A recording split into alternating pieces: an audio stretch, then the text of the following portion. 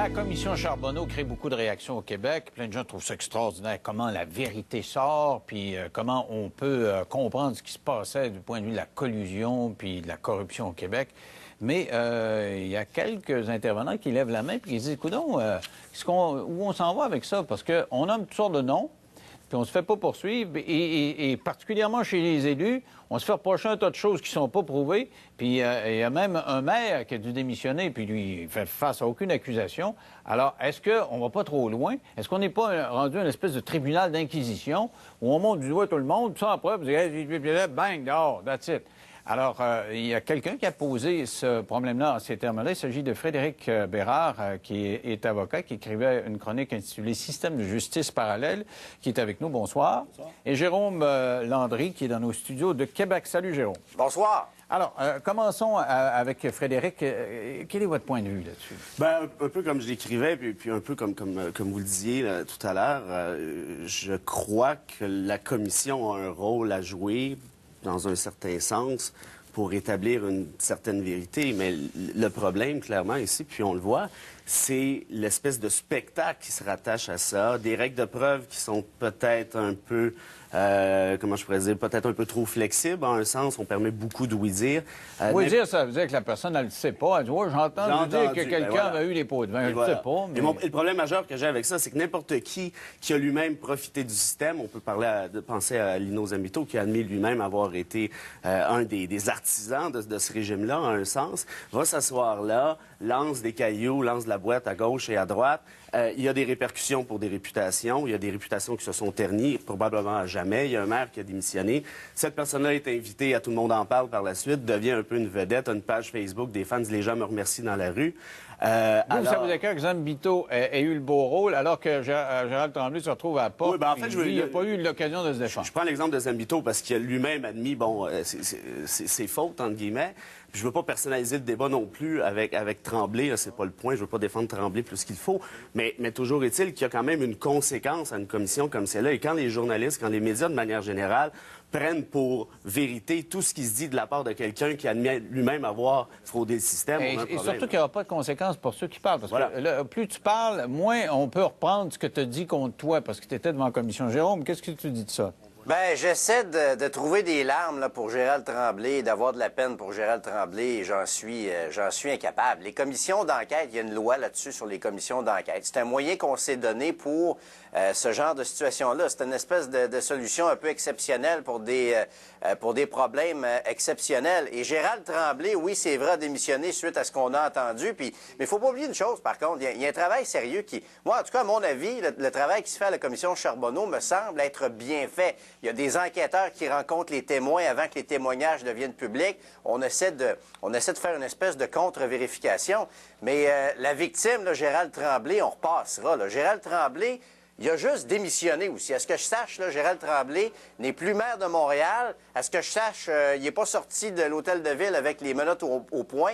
Il a seulement démissionné avec une belle prime de 160 000 en passant aussi. Là, je suis pas inquiet là, du tout pour Gérald Tremblay, qui a été un privilégié de vivre l'argent des contribuables toute sa carrière politique. Là. Ben, en fait, il n'y a personne qui défend Gérald Tremblay. Il n'y a personne qui dit que Gérald Tremblay n'a rien à se reprocher. La seule chose que je dis, c'est qu'un simple témoin qui s'appelle Martin Dumont, qui admet des trucs devant la commission qui n'ont jamais été corroborés aux dernières nouvelles.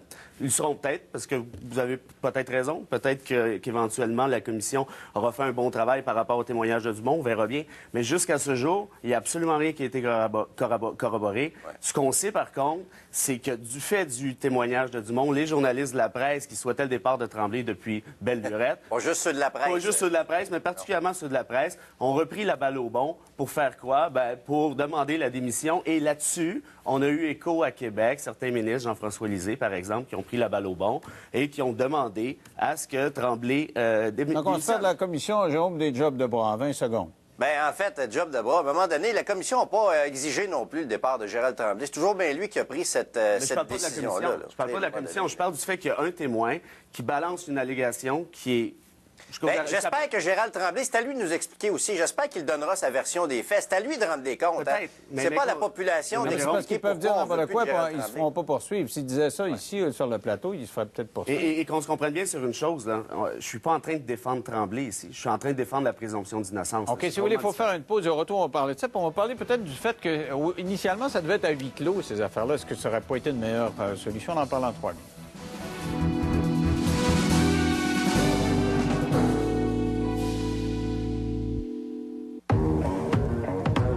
D'abord, ça prend une idée. Pensez-y. Prenez un café. Dessinez un concept. Tuez le concept.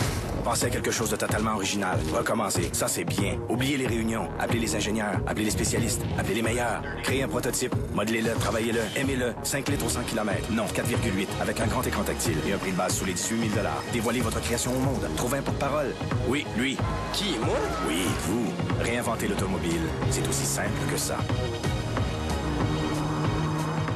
Vidéotron, le Super Club présente Cinéma à volonté.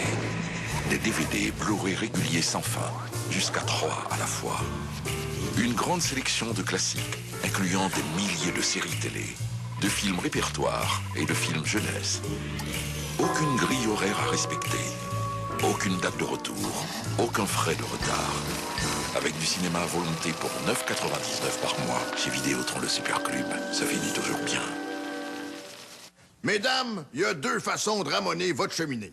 Celle-ci, qui, grâce à son outillage habituel, laisse une quantité impressionnante de suie. Ou celle-ci, la bûche de ramonage Smart Clean qui vous facilite le travail. Non, c'est pas des farces. La bûche de ramonage Smart Clean est un produit 100% naturel qui ralentit la formation de créosote et aide à prévenir les feux de cheminée. Ayez l'esprit tranquille. Procurez-vous la bûche nettoie-cheminée Smart Clean chez les marchands suivants. Allume!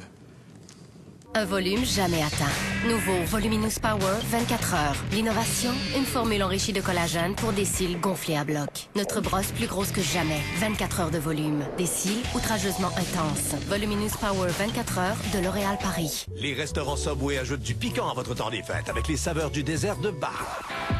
Savourez le nouveau sandwich steak et fromage style Baja. Un pain frais du jour, du steak assaisonné et une sauce avocat, coriandre et lime. Subway, pensez frais, mangez frais. Dans l'actualité, Michael Applebaum a été élu maire de Montréal par intérim lors d'un vote serré. Il a devancé par 2 voix seulement, à 31 contre 29, son adversaire Richard Deschamps, le candidat du parti Union Montréal. Michael Applebaum a reçu le vote de plusieurs élus des partis d'opposition qui devraient, en retour, avoir une place importante au comité exécutif. Michel Dumont, qui réclamait 2,5 millions de dollars du gouvernement, a été débouté par la Cour d'appel. Il se disait victime d'une erreur judiciaire après avoir passé 34 mois en prison pour agression sexuelle avant d'être finalement blanchi. La Cour d'appel a confirmé le jugement de la Cour supérieure qui avait conclu que, malgré tout, la Couronne n'avait commis aucune faute dans cette histoire. Georges Saint-Pierre et Carlos Condit ont tous deux respecté la limite de poids lors de la pesée officielle en vue de leur combat de samedi au Centre Bell. La dernière présence de Saint-Pierre dans l'octogone remonte à 1 an et demi. Il va tenter de défendre son titre de champion des mi-moyens de l'UFC. De retour à Denis Lévesque. Benoît est du genre qui connaît tout. D'après moi, c'est le câbleau distributeur qui est fendu. Il connaît la Grèce.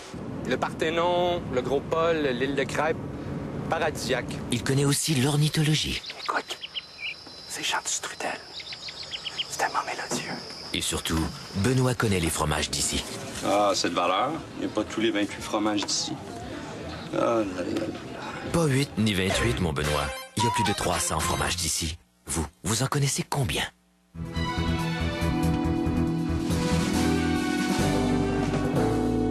Avec moi, Frédéric Bérard et Jérôme Landry. Jérôme, on disait avant la pause, est-ce que ça n'aurait pas été une meilleure solution que de présenter ces audiences à huis clos? Absolument pas. Les commissions d'enquête publiques avec des témoignages publics, c'est un moyen qui est très légitime, qui est inscrit dans la loi. C'est un moyen très légitime pour nous aider à comprendre ce qui se passe. Et Gérald Tremblay, au sens des lois et sur l'aspect criminel, il est innocent jusqu'à preuve du contraire. Il n'a pas été accusé de rien. Il n'y a pas eu de perquisition chez lui. La seule conséquence actuellement pour lui, c'est qu'il n'est plus maire de Montréal et c'est une décision qu'il a prise lui-même. Frédéric? Bien, en fait, je pense qu'au contraire, certains témoignages auraient dû avoir lieu à huis clos pour éviter justement le spectacle. Là, ce qui est en le train... oui-dire. Vous, ce que vous n'aimez pas, c'est le oui-dire. Bien, c'est le oui-dire, puis c'est le spectacle aussi qui est rattaché à ça. Il y a un crime par association après l'autre là, qui est en train de se créer et de s'imposer à la commission Charbonneau. Là. Quiconque connaît quelqu'un qui aurait fait X est nécessairement lui-même dans le trouble, ce qui est un problème en soi.